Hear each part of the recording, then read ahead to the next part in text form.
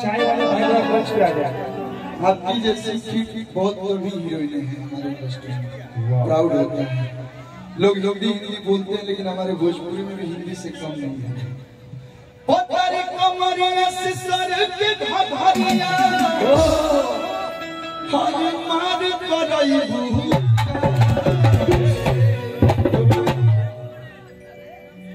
ताजा मसाले नहीं चाहिए बटा हो कि पतारी कमरिया से सर के घाघरिया हर मार करई नमन सुल्तानपुर में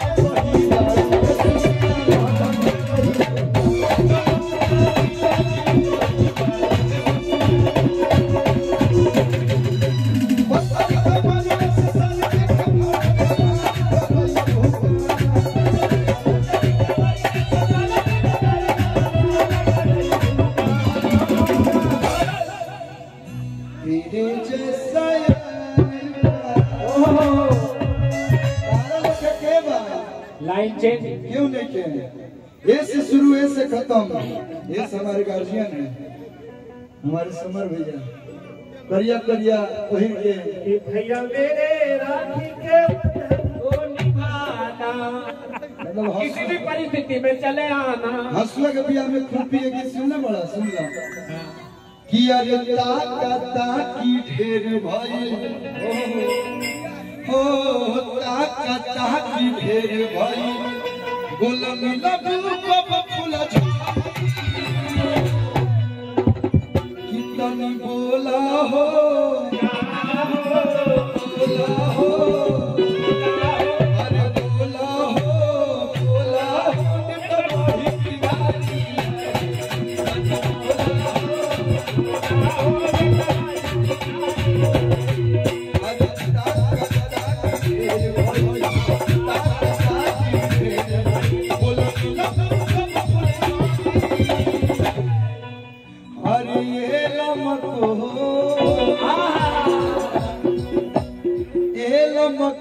तुम हमको पसंद तो शादी करके हम तोरे से क्या दर्द है तेरी आवाज में छोरी। शादी कर जाते पूरा प्रयास कर। 26 को सीरियस ले लो का तू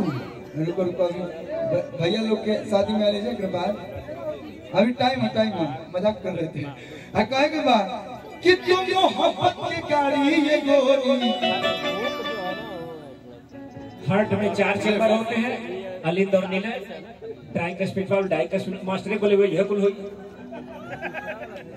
तुम मोहब्बत के गाड़ी ये गोरी हमरा दिल को दबाओ नेशनल हाईवे 56 प्यार के पेट्रोल मोहब्बत के मोबिल भी लगे चलाओ।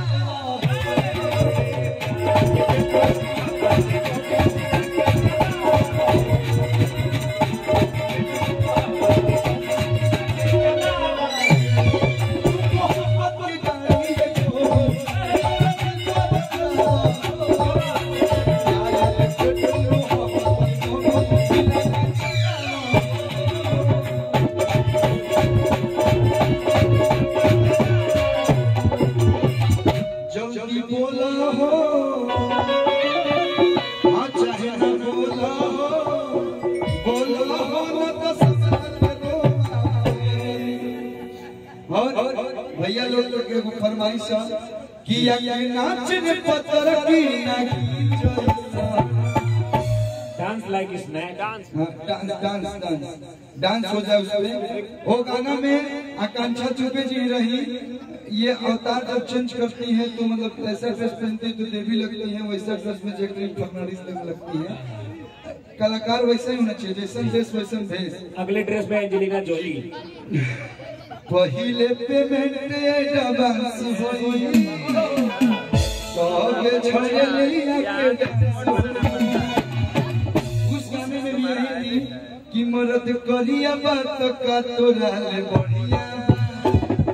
उस गाने में भी आती थी और एक से बढ़ के एक सॉन्ग आपने हमारे हिसाब से भोजपुरी के हर आर्टिस्ट के साथ जब भी दिया है, हिट दिया है। बड़ी सेलिब्रिटी है, आपको बहुत बहुत बधाई। ऐसे ही गीत मार्केट में आते रहे और हम लोग को लोग देखते रहे। और भैया लोग के मन बात तो भैया लोग के मन हम तुरंत ना गाना नाच रे पत्थर के नागिन जैसे पे एक डांस हम चाहते हैं अनिल यादव जी डांस को ना करिए, गाना लगो भैया। मुगल कालीन नृत्य प्रस्तुत करेंगे। एंकर जी थोड़ा सवाल ना भाई। जी हाँ, इक्वल बना दिया कर लो।